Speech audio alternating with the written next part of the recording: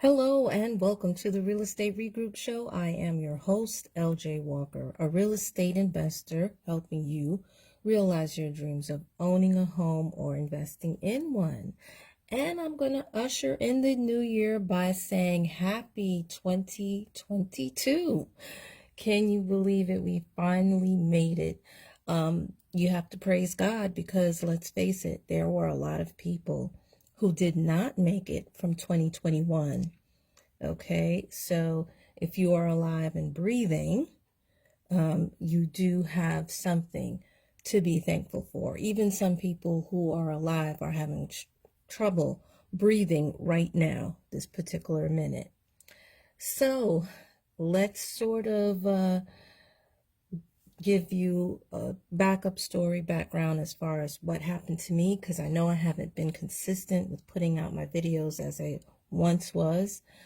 I've basically been in a whirlwind. Things have just been moving really fast. I've been moving pretty fast, working on my business, to be quite honest with you. And then there are certain things in my personal life that had its toll on me. Basically, I've lost a number of people in my family, close friends, and that just basically kind of took me out for a bit, particularly at the end of the year.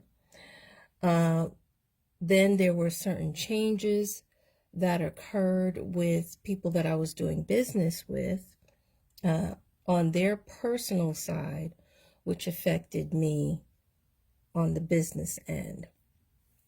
That's why you got to be so careful with who you choose to be partners with. And please note that whoever you choose to partner with, whatever they're going through personally will affect you in business. Don't get that twisted. You can't always separate your business life from your personal life, such as divorce. And then also some of the vendors, same thing, that you deal with. Some of the people that you buy property from, if they're going through a divorce, that can also affect whatever deal you have going on with that particular person. Okay, so there's that. The other thing is, yes, I had a goal as far as how many deals I wanted to close on.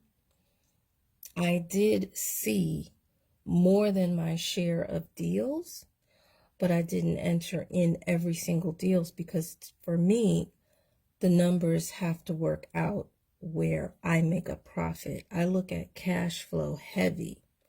Now I'm also considering ROI and the rate of return a little bit more as well, which is something that I actually learned and honed in more this year more than ever before, because that was a new skill, if you will. I always heard about it, knew about it, as far as I knew it existed, but I really didn't understand how to apply it, believe it or not, in my everyday life. Now that I do, I'm a little bit more, you could say, cautious, or I have higher standards now when it comes to what investments that I choose. And that goes not just for real estate, but that also goes into the stock market as well.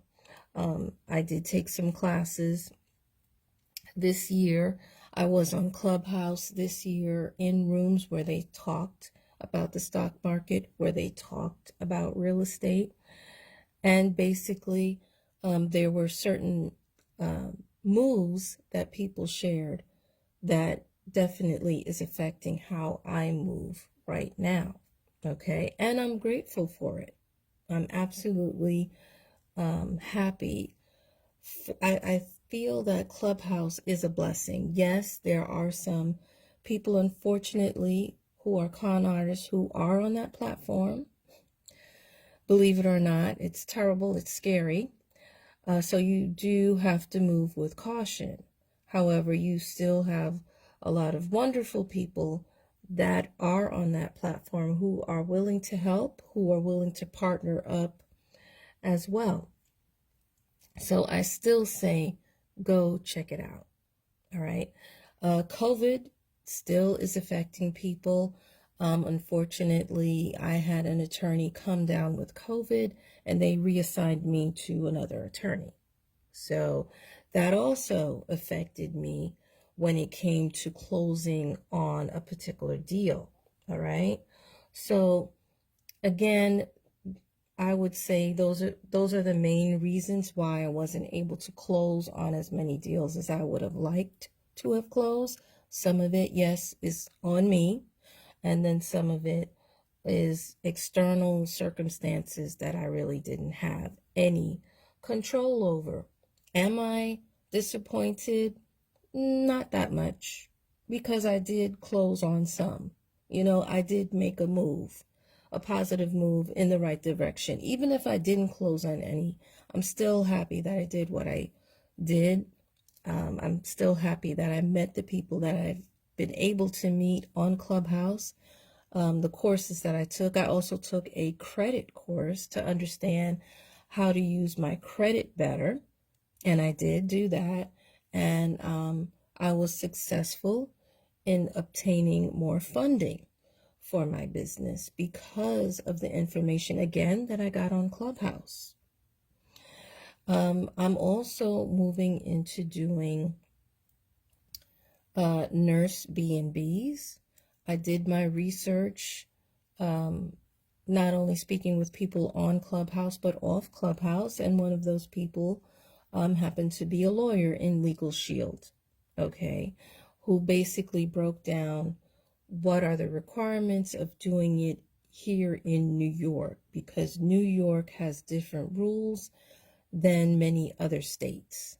And New York City also has a different rule, I believe, as opposed to the rest of New York when it comes to B&Bs. And I'm more leaning towards nurse B&Bs, if you will, and even corporate rental. So I'm getting my place together in that area.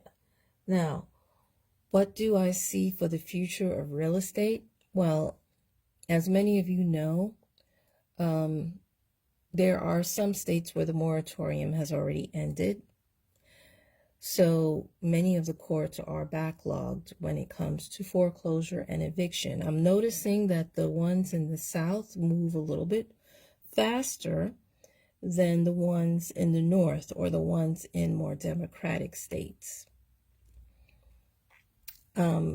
Now, I'm in a state where January 15th is supposed to end the moratorium.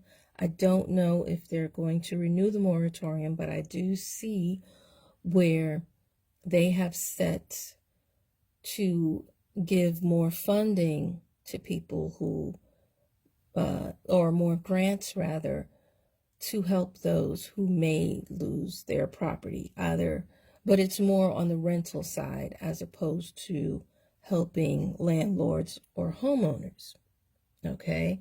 When it comes to landlords or homeowners, a lot of it seems to be on the local level, meaning by district as opposed to by city or by state.